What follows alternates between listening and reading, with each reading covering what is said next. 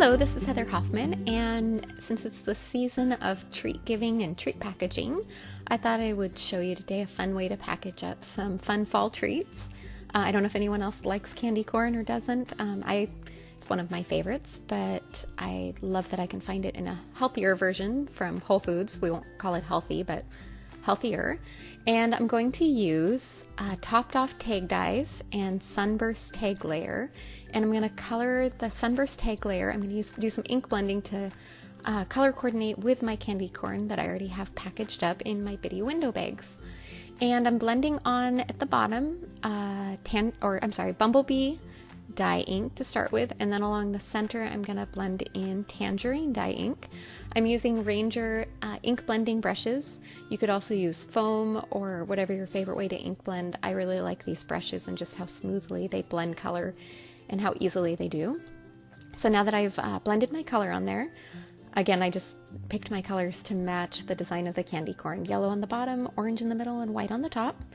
And as I'm going to turn this into a shaker card, I also die cut the base layer from Topped Off Tag out of acetate, and I'm going to use some good sturdy adhesive behind the sunburst tag layer and use that to adhere my acetate on. Once I got my adhesive on here, I remembered before I did that I wanted to stamp my sentiment on there.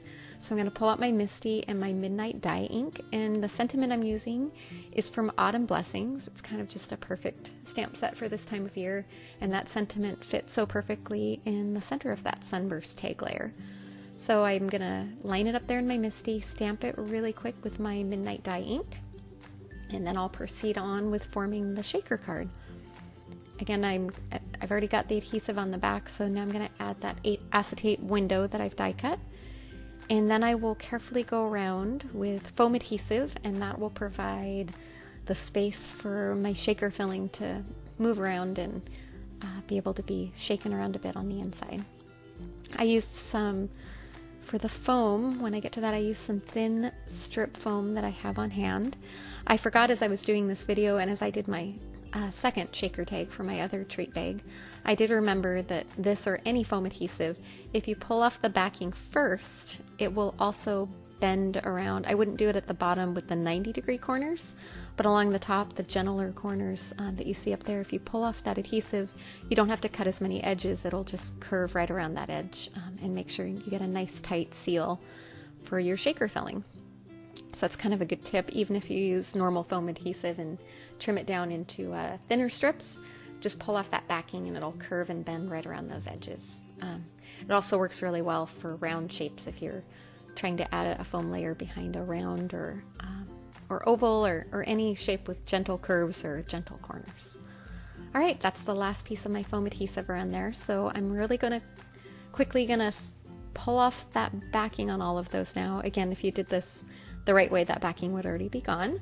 And then I'm going to fill in with just a clear sparkly flat confetti mix and fill that in really well. Since these pieces line up perfectly, I don't need to add a second acetate window.